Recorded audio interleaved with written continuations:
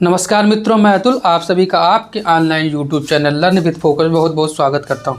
मित्रों, आज मैं आप लोग के जो लेखपाल की श्रृंखला चल रही है उसमें जो आपका एक अलग से टॉपिक है, ठीक है, टॉपिक या पूरा एक सब्जेक्ट है। उस सब्जेक्ट का नाम है ग्राम विकास, ठीक है, जिससे हम लोग जनरली आमतौर पे आमचाल बोल भाषा की भाषा में ग्रामीण परिवेश कहते हैं।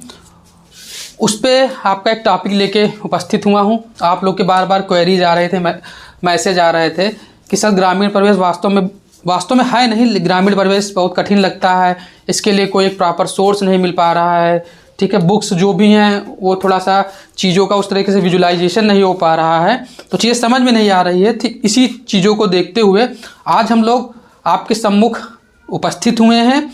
और जैसा कि मैंने इसके पहले वीडियो में जब आपके सिलेबस पे चर्चा की थी तो उस सिलेबस पर मैंने आपको बताया था जो ग्रामीण परिवेश के अंतर्गत एक आपका टॉपिक है त्रिस्तरीय पंचायती राज व्यवस्था। इसकी शुरुआत या यहाँ से शुरुआत मैं इसलिए कर रहा हूँ क्योंकि जो ये टॉपिक है, ये टॉपिक कहीं ना कहीं इस टॉपिक को आप लोग भारतीय संविधान एवं राज्य व्यवस्था के अंतर्गत ही पढ़ते होंगे। और जो ये टॉपिक है वास्तव में अगर हम लोग ग्रामीण परिवेश पढ़ने जा रहे हैं तो सबसे पहले हमको ग्राम के बारे में पता होना चाहिए, ठीक है। ग्राम वास्तव में जो आज प्रेजेंट में एग्जिस्ट करते हैं, ठीक है, वो किस प्रकार से उनका स्वरूप बना, ठीक है, किस प्रकार की उनकी संवैधानिक स्थिति है, ठीक है, ग्राम से संबंधित जितने भी अधिकारी होते हैं, पदाधिकारी होते हैं, ठीक है, उनका चुनाव कैसे होता है, इन सब चीज़ों को 1 बाय 1 करके हम लोग देखेंगे। तो ग्रामीण प्रशासन, अगर हम लोग बात करते हैं ग्रामीण प्रशासन की, चीज़ों को बहुत धैर्य से समझिएगा। कोई भी चीज़ अगर आपको नहीं समझ में आता है, ठीक, आप तुरंत कमेंट बॉक्स में कमेंट करिए, उसका आपको उत्तर देने की कोशिश की जाएगी, ठीक है। ग्रामीण प्रशासन,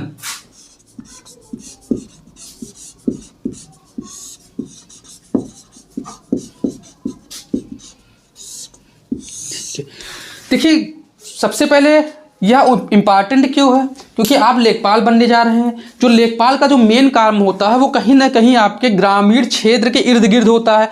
ग्रामीण क्षेत्र क्या उसका काम नगर में नहीं होता? बिल्कुल नगर में होता है, लेकिन आप जानते हैं कुछ जो भारत है, भारत की लगभग 70% जो आबादी है वो कहाँ रहती है? गांव में रहती है। इसलिए इस टॉपिक को हमारे जो सिलेबस है उस सिलेबस में समाहित किया गया है, ठीक है। तो चलिए हम लोग जो शुरुआत करते हैं ग्रामीण प्रशासन। इसका मतलब कुछ नहीं, ग्रामीण प्रशासन का मतलब होता है कि ग्राम आपका पर्टिकुलर एरिया है, उस एरिया में जो प्रशासन है, वहाँ की जो शासन व्यवस्था है, ठीक है, वो किस प्रकार संचालित होगी। देखिए दो चीज़ें पैरेलल में चलती हैं, ठीक है। एक होते हैं प्रतिनिधि जो जनता के द्वारा चुने जाते हैं, और एक ऐसे प्रतिनिधि होते हैं जो कहीं ना कहीं सरकार के प्रतिनिधि के रूप में काम करते हैं। तो जो ग्राम है, ग्रामीण प्रशासन का सिंपल सा मतलब है जो ग्राम का प्रशासन है उससे संबंधित व्यवस्था। अब हम लोग आते हैं त्रिस्तरीय पंचायती राज व्यवस्था। तो क्या जो पंचायती राज व्यवस्था आज हमको प्रेजेंट के स्वरूप में देखने को मिलता है, ठीक है, इसकी जो उत्पत्ति है वो कहाँ पड़ गई होगी, कहाँ पड़ी थी? जैसे कि सभी लोग जानते हैं जो भारतीय इतिहास है, भारतीय इतिहास को हम लोग 3 भागों में विभाजित करके पढ़ते हैं। जो आपका पहला भाग होता है वो होता है प्राचीन इतिहास का, जो दूसरा भाग होता है उसे हम कहते हैं मध्यकालीन इतिहास, और जो तीसरा भाग होता है उसे हम आधुनिक विकास कहते हैं, आधुनिक इतिहास कहते हैं। तो कहीं ना कहीं अगर हम बात करते हैं आपके जो ये पंचायती राज व्यवस्था है या जो ग्रामीण प्रशासन है, वो पंचायती राज व्यवस्था तो नहीं कह सकते क्योंकि उस समय जो हम बात करेंगे वो ग्रामीण प्रशासन के संदर्भ में करेंगे, ठीक है। तो जैसे जैसे कभी कभी क्वेश्चन भी पूछ लिया जाता है कि जो आपका ग्राम शब्द है उस ग्राम शब्द का उल्लेख सबसे पहले कहाँ मिलता है, तो ग्राम शब्द का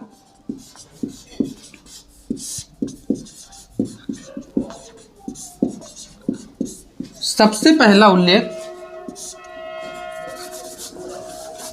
ग्राम शब्द का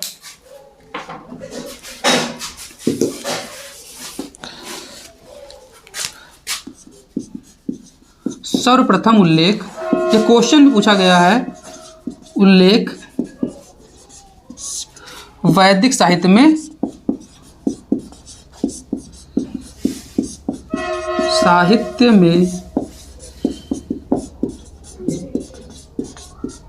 मिलता है, ठीक। जो इसका प्रशासन था, ठीक है, इस प्रशासन का जो प्रमुख अधिकारी हुआ करता था वो आपका ग्रामणी हुआ करता था।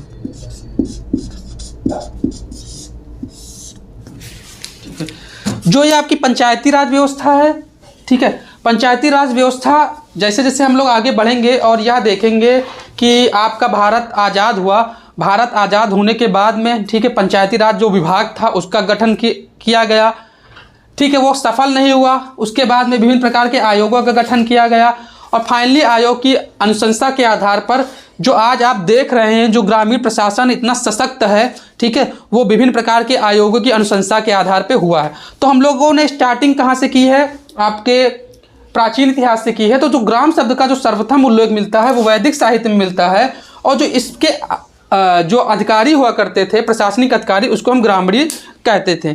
आप लोगों ने देखा कि जैसे जैसे भारत का इतिहास आगे बढ़ता गया, ठीक है, उसी प्रकार से इसमें कुछ चेंजेस आते गए। बीच में आप देखेंगे मध्य इतिहास में तो मुगलों का बहुत ही ज़्यादा प्रभाव भारत में रहता है। यहाँ की जितनी भी व्यवस्थाएं होती हैं पूरी तरीके से ध्वस्त की जाती हैं, ठीक है। तो अब उसके बाद में यह होता है कि हम लोग जब मध्य इतिहास में पहुँचते हैं तो जो एक ग्रामीण व्यवस्था थी, ठीक, वो कहीं ना कहीं इसका जो स्वरूप थोड़ा सा चेंज होता है और ये व्यवस्था नगरीय व्यवस्था की तरफ चली आती है। और इस समय तक हुआ क्या करते थे कि जमींदार एवं जागीरदार लोग हुआ करते थे, ठीक है। तो अब क्या देखेंगे, जब जमींदार और जागीरदार लोग हुआ करते थे तो जो पूरी की पूरी जो शासन सत्ता हुआ करती थी कहीं ना कहीं उनके साथ में हुआ करती थी। उसके बाद देखिए ये चीज़ें से मैंने आपको एक कनेक्टिविटी के लिए कि चीज़ें कैसे कनेक्ट होंगी उसके लिए बता रहा हूँ, और हालांकि इसका बहुत ज़्यादा आपके इस चैप्टर से नाता नहीं है, ठीक है। तो अब आगे हम लोग बढ़ते हैं कि जैसे कि आप लोगों को मैं बता रहा था कि होता क्या है कि मुग़ल लोग आते हैं, जो हमारी मध्यकाल का इतिहास है वो पूरी तरीके से जो बाहरी आतंकी होते हैं जब या बाहरी आताताई होते हैं उनसे होता है। जब उन लोग यहाँ से चले जाते हैं और जो अंग्रेज़ लोग आते हैं तो जो आज की हमारी जो पंचायती राज व्यवस्था है वो कहीं ना कहीं उनके समय में उसकी जो प्रॉपर तरीके से नींव पड़ी है वो उसी समय में हुई है। इसी संदर्भ में जो सबसे पहले प्रयास किया गया था कि 1793 जो था, ठीक है, चीज़ों को हम लोग बहुत धीरे धीरे बहुत आराम से पढ़ते हुए चल रहे हैं। वीडियो थोड़ा लंबा हो सकता है, वीडियो को लास्ट तक देखिएगा तभी चीज़ें समझ में आएंगी, क्योंकि आधा ज्ञान होता है बहुत खतरनाक होता है, ठीक है। तो चलिए हम लोग बात करते हैं। तो 1793 में, ठीक है, कॉर्नवालिस संहिता का निर्माण किया गया।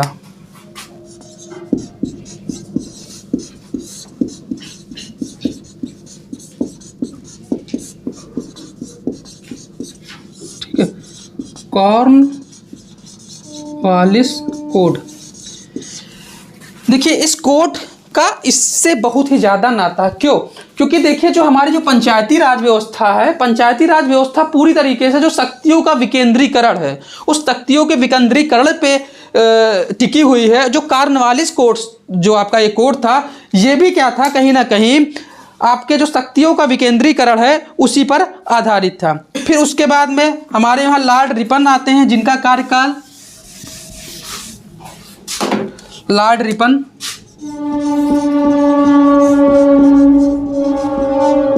जिनका कार्यकाल 1880 से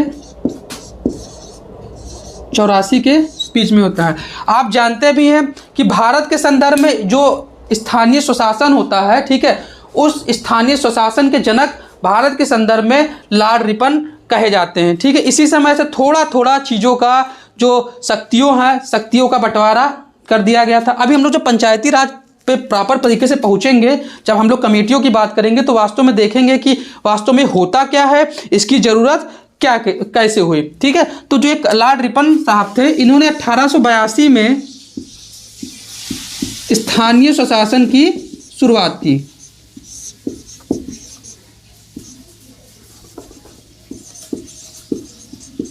सन की शुरुआत की।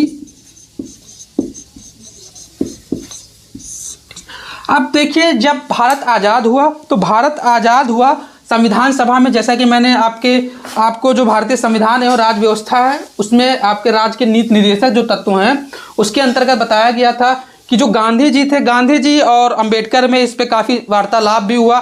जो अंबेडकर थे वो हम ये तो नहीं कह सकते कि इसके हिमायती नहीं थे, लेकिन वो इसका बहुत ज़्यादा समर्थन नहीं करते थे, क्योंकि वो जानते थे कि जो निचले तबके के लोग होते हैं वो इतने पढ़े लिखे नहीं होते हैं और जो गांधी जी थे जस्ट इसके उलट थे। गांधी जी हमेशा ग्राम स्वराज की, स्वरोजगार की बात करते हैं, ठीक है। तो फिर जब अनुच्छेद 40 में जो चीज़ें दी हुई हैं, उन अनुच्छेद 40 में चीज़ों के ऊपर काम करना चालू हुआ। और जब भारत आज़ाद होता है तो भारत के आज़ाद होने के बाद में एक अलग से इस मंत्रालय का गठन किया जाता है, ठीक है। मंत्रालय जब गठन करता है तो 1952 में ही एक स्कीम चलाई जाती है जिसे हम लोग क्या कहते हैं, सामुदायिक विकास कार्यक्रम, ठीक है। होता क्या है, एक मंत्रालय का गठन होता है, उस मंत्रालय का नाम होता है पंचायती राज एवं सामुदायिक विकास मंत्रालय, ठीक है। अब देखिए हम लोग कहाँ पहुँच गए हैं। मैंने जैसे आपको बताया, मैंने स्टार्टिंग कहा प्राचीन इतिहास से की है, ग्राम शब्द का उल्लेख मिलता है। फिर हम लोग आगे आएंगे मध्य इतिहास में, ठीक है, जो यह व्यवस्था थी थोड़ी कमज़ोर पड़ी है। फिर उसके बाद मैंने बताया कि 1793 में कॉर्नवालिस कोड का निर्माण किया गया, जो शक्तियों के पृथक्करण के सिद्धांत पे था, ठीक है। फिर 1882 में स्थानीय स्वशासन की शुरुआत की गई लॉर्ड रिपन के समय में, जिन्हें भारत के संदर्भ में स्थानीय स्वशासन का जनक कहा जाता है, ठीक है। फिर भारत का संविधान बना। संविधान जैसा कि आप सभी जानते हैं, संविधान लागू हुआ। संविधान में ही अनुच्छेद 40 है, ठीक है, उसमें ग्राम पंचायत जो है उसके बारे में बताया गया है।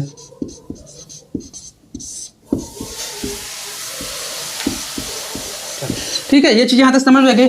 और होता क्या है कि इसी के संदर्भ में पंचायती राज एवं विकास मंत्रालय का गठन किया जाता है। पंचायती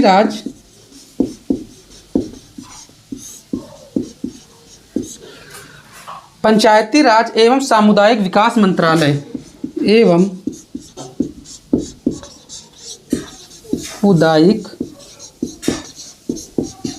विकास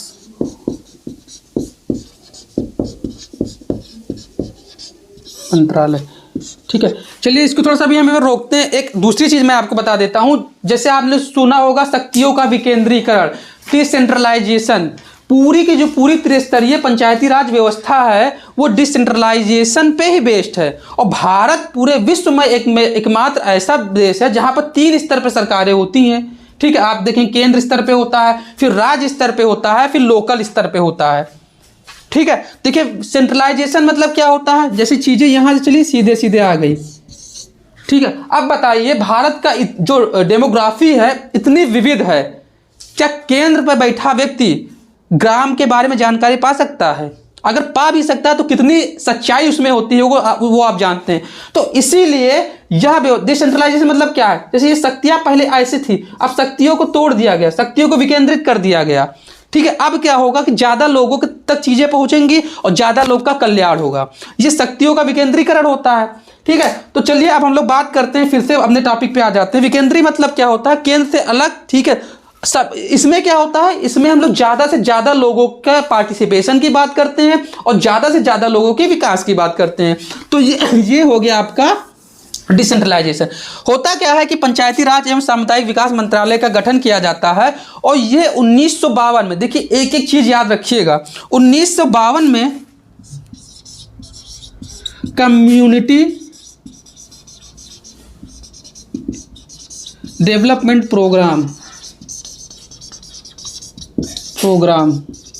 ठीक है, सामुदायिक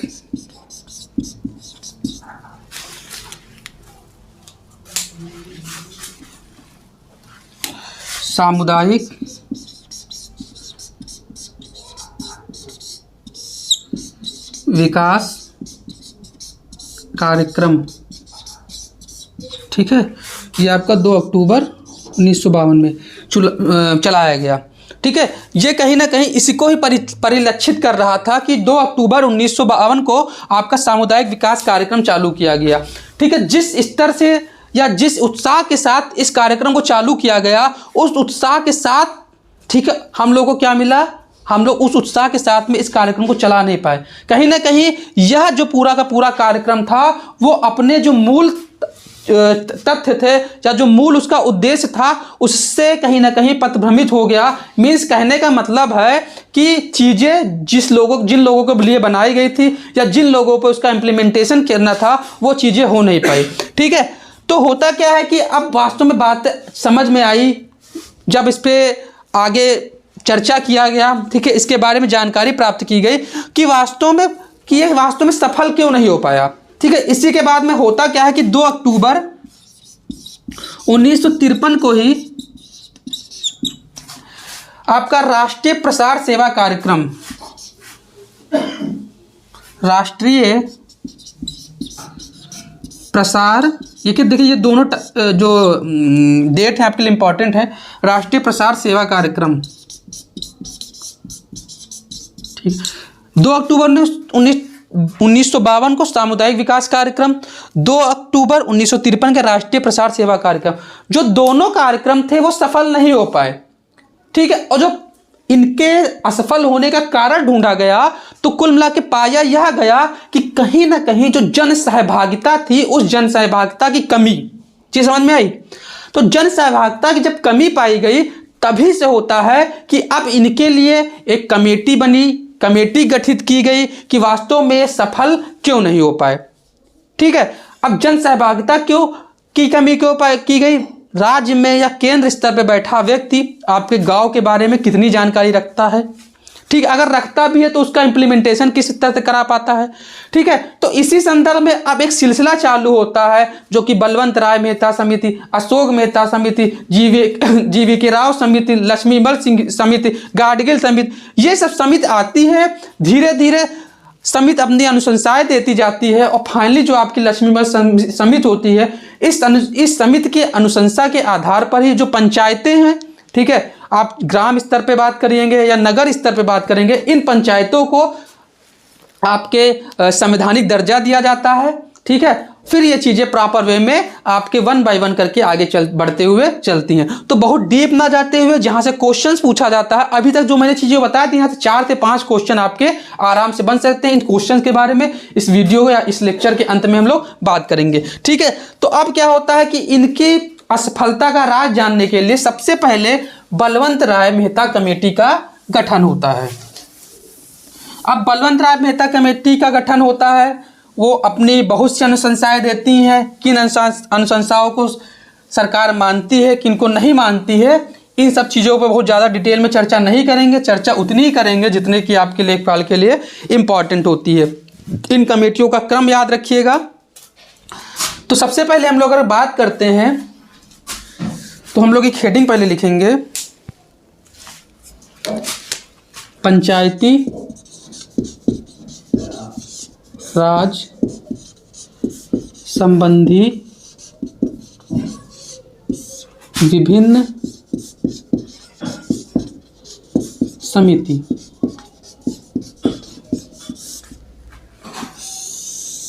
ठीक है, वैसे शुरुआत तो ए से होती है। याद करने का एक तरीका जान लीजिए। पहले बलवंत राय मेहता समिति 1957, उसमें 20 और आप ऐड करेंगे। अशोक मेहता समिति 1977। ठीक है, बलवंत राय मेहता समिति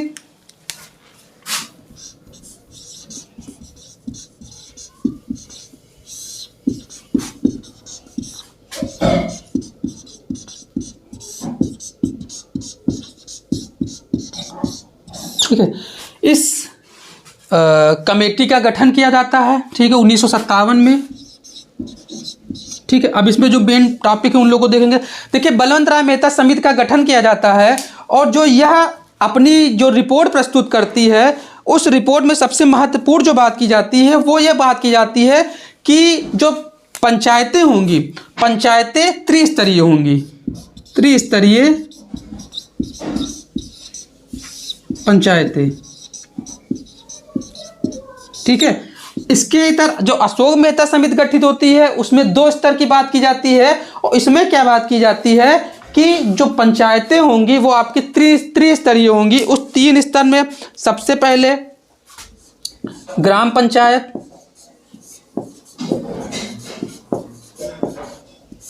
ठीक है, फिर दूसरा जो आपका होगा वो पंचायत समिति। इसको हम लोग उत्तर प्रदेश के संदर्भ में काफ़ी डिटेल में चर्चा करेंगे।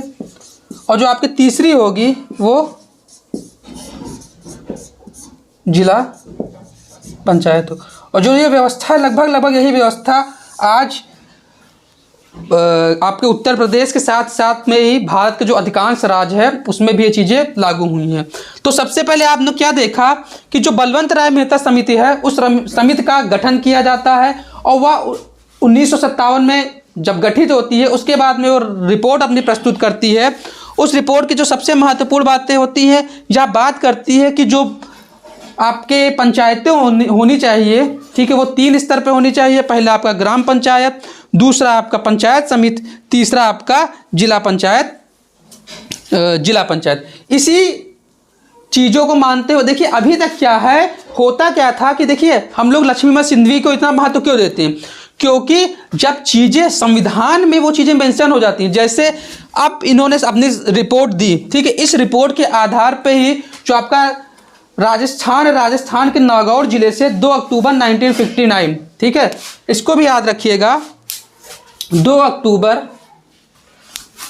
1959 से राजस्थान के नागौर जिले से पंचायती राज व्यवस्था जो होती है वो चालू होती है और धीरे धीरे यह पूरे जो देश के अन्य राज्य हैं उसमें भी लागू कर दी जाती है। तो इन्हीं जो आपके बलवंत राय मेहता समिति थी, इन्हीं समिति की रिकमेंडेशन पे, ठीक है, 2 अक्टूबर 1959 को राजस्थान के नागौर जिले से पंडित जवाहरलाल नेहरू जो कि तत्कालीन प्रधानमंत्री थे ने पंचायती राज व्यवस्था की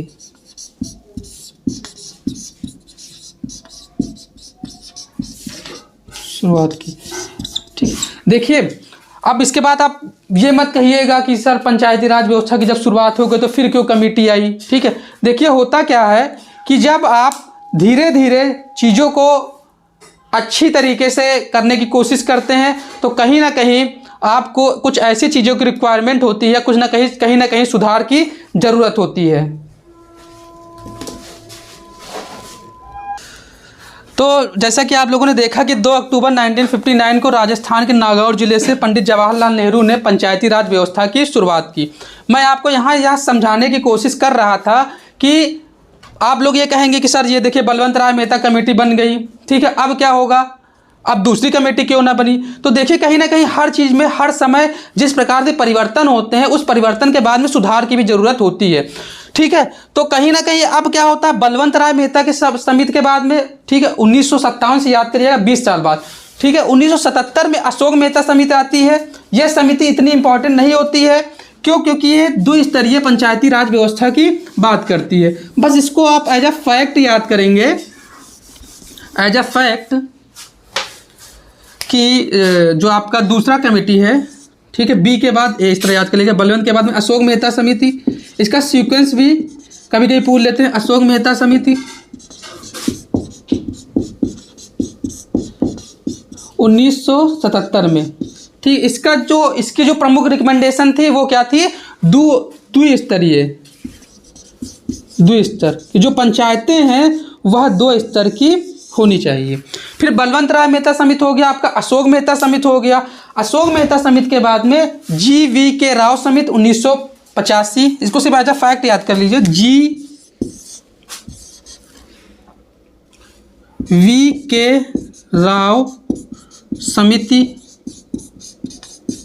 1985, ठीक है। फिर उसके बाद में आपका क्या होता है, 1986 में LM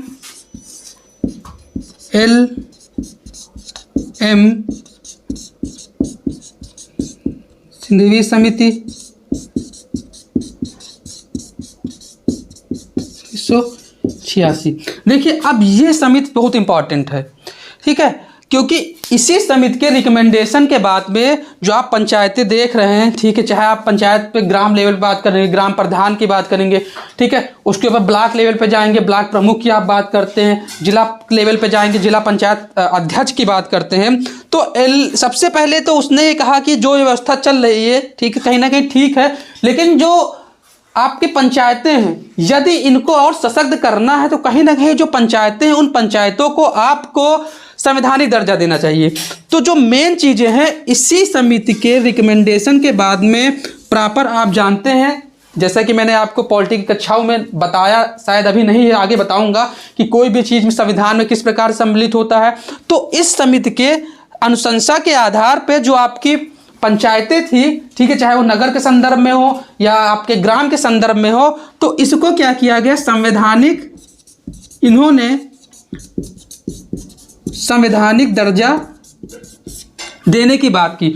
उसके बाद में फाइनली आप क्या देखते हैं, 73rd कॉन्स्टिट्यूशन अमेंडमेंट एक्ट होता है, जिसके तहत जो पंचायतें होती हैं उन पंचायतों को संवैधानिक दर्जा दिया जाता है, ठीक है। इसके बाद में आपके एक अलग अनुसूची बनाई जाती है, उस अनुसूची के बारे में मैंने जब आपको पॉलिटी पढ़ाया था तो वहाँ पर बताया था, ठीक है। तो कुल मिला के जो मेन गेम चेंजिंग पॉइंट होता है वो यहाँ से होता है, क्योंकि अब क्या होता है, अब जो भी राज्य है, राज्य मनमानी नहीं कर सकता है, ठीक है। कहीं ना कहीं उसको आपके जो संविधान में दिया हुआ है, जो पंचायतें होती हैं संवैधानिक चीज़ें दी हुई हैं, ठीक है, उनके बारे में आपको कहीं ना कहीं चीज़ें करनी पड़ेंगी।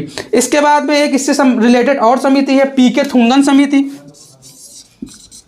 पीके थुंगन समिति, ठीक है। पीके थुंगन जो समिति होती है वो 1989 में, ठीक है। तो ये क्या था, विभिन्न प्रकार की समितियां था, ठीक है। विभिन्न प्रकार की समितियों के संदर्भ में मैंने आपको बताया, अशोक मेहता समिति, पहले बलवंत मेहता समिति, फिर अशोक मेहता समिति, फिर उसके बाद में GVK राव समिति, LM सिंघवी समिति और फाइनली आपका पीके थुंगन समिति। ये कुछ समितियां थी कि जो पंचायती राज के लिए बहुत इंपॉर्टेंट है। मैंने आपको बताया कि इसका उद्भव कैसे होता है, उद्भव के बाद में इसका विकास कैसे होता है, ये सब चीज़ें हमने इन समितियों के माध्यम से और जो लेक्चर में मैंने बहुत महत्वपूर्ण बातें बताई हैं उनके बारे में हम लोगों ने देखा, ठीक है। फाइनली आप देखते हैं 24 अप्रैल 1992 होता है, वहाँ से ये चीज़ें प्रॉपर वे में लागू हो जाती हैं और आज पूरे भारत में लागू हैं। इसी के एक पार्ट के रूप में उत्तर प्रदेश में पंचायती राज व्यवस्था को लागू किया गया है, जिसके बारे में हम लोग 1 बाय 1 करके चर्चा करेंगे, ठीक है। तो कभी कभी हाँ देखिए क्वेश्चन भी पूछ लेता है कि कभी कभी बताइए कि जो आपका 11वीं अनुसूची है उसमें कितने विषय हैं, तो उसमें 29 सब्जेक्ट है। हाँ, किस प्रधानमंत्री के कार्यकाल में चीज़ें की गई थी, तो ये आपका PV नरसिम्हा राव उस समय थे। तो चलिए, ये था आपका एक बहुत ही ब्रीफ में, बहुत संक्षेप में मैंने आपको विभिन्न समितियों के बारे में बताया, इसके साथ ही साथ में पंचायती राज व्यवस्था के बारे में बताई। इसका जो वर्णन है आपको मैं बता 243 से 243 जो O है उसके बीच में पंचायती राज के बारे में वर्णन है। तो अब करके हम लोग क्या करते हैं, एक एक आर्टिकल को हम लोग देखते हैं, ठीक है। लेक्चर जो है थोड़ा सा लंबा हो सकता है, आप लोग धैर्य बनाए रखिएगा, क्योंकि यहाँ से 2015 में चकबंदी लेखपाल में 2 क्वेश्चन, अभी मैं क्वेश्चन बताऊंगा। इसके अतिरिक्त जो आपका राजस्व लेखपाल था उसमें आपके 1 क्वेश्चन पूछे गए थे, क्योंकि पूरी की पूरी व्यवस्था और जो आपका कार्य क्षेत्र होने वाला है वो इसी के इर्द गिर्द होगा। तो अब हम लोग एक एक करके जो भी विभिन्न अनुच्छेद हैं उस अनुच्छेद के बारे में चर्चा करेंगे। तो सबसे पहले हम लोग जो बात करते हैं, जैसा कि आपको मैंने बताया 73वें संविधान संशोधन 1992 के माध्यम से इसको संवैधानिक दर्जा दिया गया है। अब हम लोग क्या करते हैं, एक एक करके पहले कुछ अनुच्छेद के बारे में चर्चा कर लेते हैं। ग्राम सभा,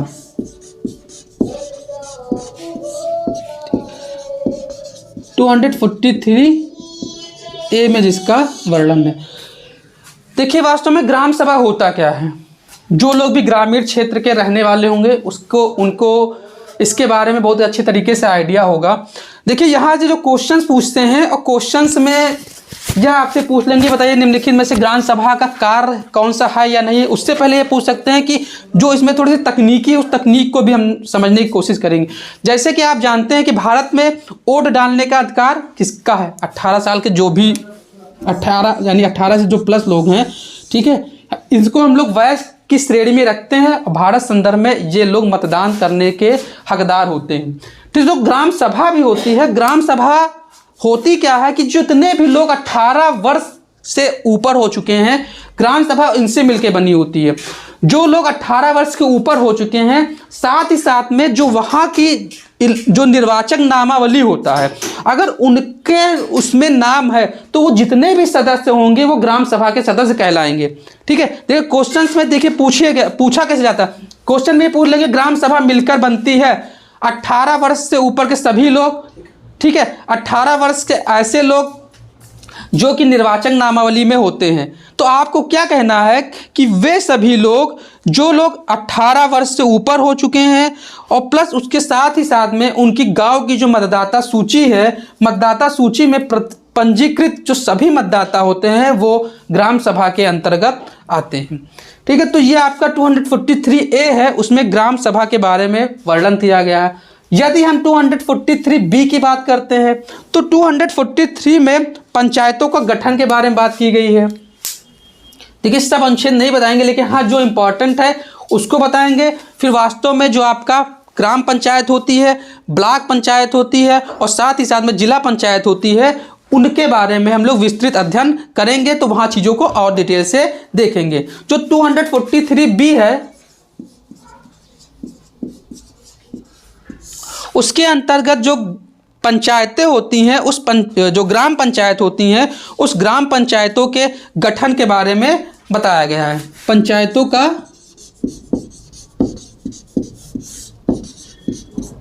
गठन, देखिए इसमें 3 प्रकार की जो पंचायतें होती हैं, ग्राम सभा,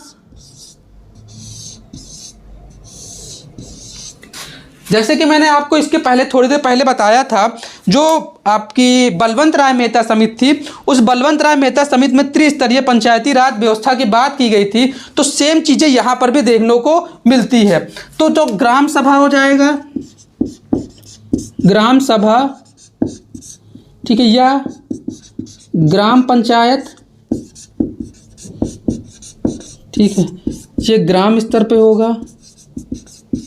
ठीक, जिसे ब्लॉक या क्षेत्र पंचायत कहते हैं।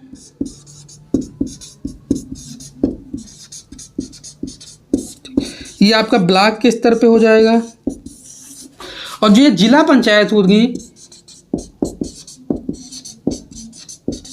ठीक है, ये जिला के लेवल पर।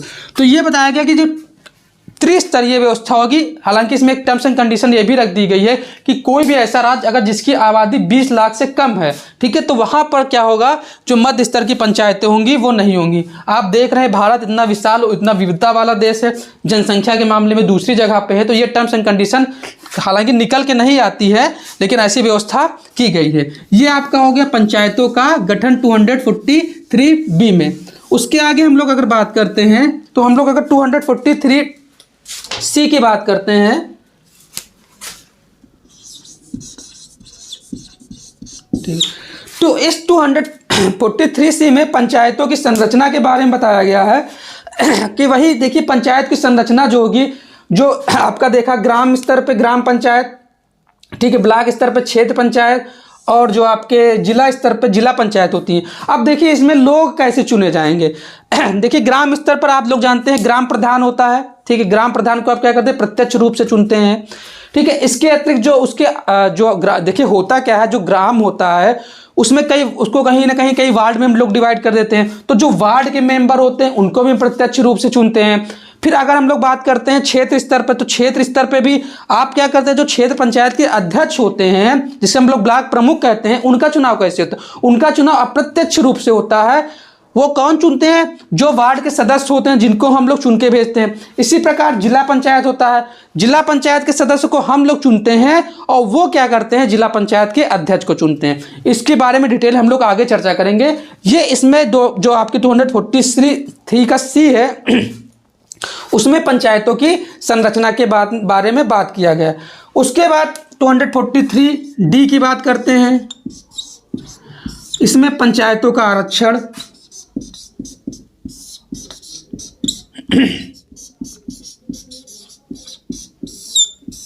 ठीक है। देखिए इसमें क्या किया गया है कि अगर पंचायतों के आरक्षण की बात करते हैं तो सबसे पहले यह बात करिएगा, जो इसमें SC और ST का जो आरक्षण होगा, उस पर्टिकुलर एरिया, उस पर्टिकुलर क्षेत्र में जो उनकी आबादी होगी, जैसे मान लीजिए किसी भी जो एरिया है उसमें अगर वो मान लीजिए 20% SC/ST हैं तो उनका आरक्षण 20% इसमें होगा। इसके अतिरिक्त अगर हम लोग बात करते हैं महिलाओं के आरक्षण की बात, तो महिलाओं के आरक्षण में 1/3 आरक्षण की बात की गई है। लेकिन यहाँ पर एक थोड़ी सी देखिएगा, जो ये 1/3 महिला आरक्षण है की बात की गई है, उसमें जो SC/ST की महिलाएं होती हैं वो भी क्या करती हैं, इंक्लूड कर ली जाती हैं। तो इसके अतिरिक्त ये भी व्यवस्था की गई है 243I में कि अब देखिए ये सब चीज़ें तो हो गई, लेकिन इनको चलाने के लिए क्या होना चाहिए, इनको चलाने के लिए कहीं ना कहीं वित्त की व्यवस्था करनी चाहिए। तो राज्यपाल क्या करेगा, राज्य वित्त आयोग की व्यवस्था करेगा। दूसरी चीज आप एक ये भी जान लीजिए, जो पंचायत है वो किसका, राज्य सूची का विषय है। इसीलिए देखिए जब पंचायत के चुनाव संपन्न होते हैं तो वो राज्य निर्वाचन आयोग संपन्न कराता है। तो ये भी अधिकार किसको, राज्यपाल को दिया। राज्यपाल को ये अधिकार दिया गया है कि यहाँ पर एक राज्य वित्त आयोग का गठन करेगा जो प्रॉपर तरीके से जो आपकी पंचायतें होंगी उनकी देखभाल के लिए बात करेगा। ठीक है, तो ये वैसे तो दिया बहुत ब्रॉड स्तर पे चीजें हैं, लेकिन यहाँ पर जो इंपॉर्टेंट है वो आपका ग्राम सभा है, पंचायत की संरचना हो गई, उसके अतिरिक्त पंचायतों का गठन हो गया, और पंचायतों के आरक्षण से बार बार क्वेश्चन आपके परीक्षाओं में पूछे जाते हैं। जैसे कि मैं आपको अभी कुछ क्वेश्चन बताना चाहूँगा। देखिए राजस्व लेखपाल 2015 में एक क्वेश्चन पूछा गया है, ग्राम पंचायत में महिलाओं के कितने प्रतिशत पद आरक्षित होने चाहिए। देखिए वही चीज़ मैंने आपको बता दिया। चकबंदी लेखपाल 2015 में पूछा गया है कि भारत में ग्राम पंचायतों की संख्या है, हालांकि ये जो संख्या है समय के अनुसार बदला करती है, तो ये तो ऑब्सलीट हो गया, क्वेश्चन कोई मतलब नहीं।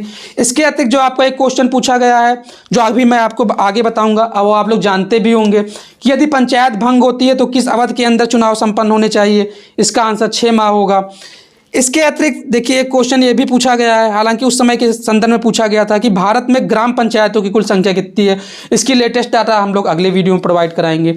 ठीक है, तो कुल मिलाकर देखिए कि वास्तव में है कितना इजी चीज़ है। अगर आप चीज़ों को 1 बाय 1 चीज़ों को पढ़ते हैं और पढ़ने के साथ ही साथ में आप जो आपके आसपास में, जैसे आप अगर ग्रामीण क्षेत्र से बिलोंग करते हैं तो देखिए ग्रामीण क्षेत्र में किस प्रकार प्रधान का चुनाव होता है। इसके अतिरिक्त आपके ग्राम में कितने वार्ड हैं, वार्ड का कैसे चुनाव होता है। उसके ऊपर अगर आप ब्लॉक पे जाते हैं, देखिए ब्लॉक प्रमुख का चुनाव होता है। ठीक है, यह भी एक बहुत काफ़ी अच्छी पोस्ट होती है। फिर जिला पंचायत होता है, जिला पंचायत का जो सदस्य होता है, पहले जो जिला पंचायत का अध्यक्ष होता है उसको तो आप जानते हैं लाल बत्ती मिलती थी, काफ़ी बड़ा पद होता है। तो ये सब चीज़ें हैं। इन सब चीज़ों को आप हम लोग जब अगला क्या कहते हैं, जो हमारा अगला वीडियो होगा उस वीडियो में इसकी पूरी एक लोग विधिवत तरीके से पढ़ेंगे, और जो अगला हमारा लेक्चर होगा पूरी तरीके से आपके उत्तर प्रदेश के संदर्भ में होगा कि उत्तर प्रदेश में किस प्रकार से पंचायती राज व्यवस्था है, पंचायती राज व्यवस्था संबंधित अधिनियम कब लाया गया, ये सब चीज़ें हम बताएंगे। और पंचायत के कार्य क्या होते हैं, पंचायत किस प्रकार से कितने कर लगा सकती है, उसको वसूल सकती है, ये सब चीज़ें क्या कहते हैं हम अगले लेक्चर में बात करेंगे। ठीक है, आशा करते हैं कि चीज़ें आप लोगों को समझ में आई होगी। तो आज से हम लोग जो ग्रामीण परिवेश की है वो क्लास हम लोगों ने विधिवत स्टार्ट कर दी है। ठीक है, तो आप ज़्यादा से ज़्यादा अपने इष्ट मित्रों में वीडियो को शेयर करिए, जिससे वो भी हमारी कक्षाओं से लाभान्वित हो सके। दूसरा, आप लोग कमेंट बॉक्स में जरूर बताइएगा कि आपको वास्तव में किस टॉपिक से इसमें ज़्यादा डर लगता है, तो उन टॉपिक्स को हम पहले कवर कराने की कोशिश करेंगे। वैसे जो मेरा अपना पर्टिकुलर एक्सपीरियंस है, ठीक है, मैंने पंचायती राज व्यवस्था स्टार्ट किया है, उसके बाद में मेरी यह कोशिश रहेगी कोई एक कठिन टॉपिक उठा लेते हैं, फिर एक सरल टॉपिक उठा लेते हैं। ठीक है, तो इसका भी ये मान के चलिए 1 से 1.5 लेक्चर और लग सकता है क्योंकि ये काफ़ी बड़ा और काफ़ी इंपॉर्टेंट टॉपिक है। इससे आप 100% मान के चलिए 1 से 2 क्वेश्चंस कहीं ना कहीं आपके एग्जाम्स में देखने को मिलेंगे। ठीक है, इसके अतिरिक्त मैं बीच बीच में आपसे क्वेश्चंस भी कराता रहूँगा। ठीक है, तब तक के लिए आज हम लोग इस लेक्चर को यहीं पे समाप्त करते हैं। आप ज़्यादा से ज़्यादा अपने मित्रों में वीडियो को भेजिए। अगर वीडियो अच्छा लगता है, आप चैनल पर पहली बार आए हुए हैं, आपने चैनल को फर्स्ट टाइम विजिट किया हुआ है, तो चैनल को ज़्यादा से ज़्यादा सब्सक्राइब कर लिए। ठीक है, तब तक के लिए धन्यवाद। जय हिंद।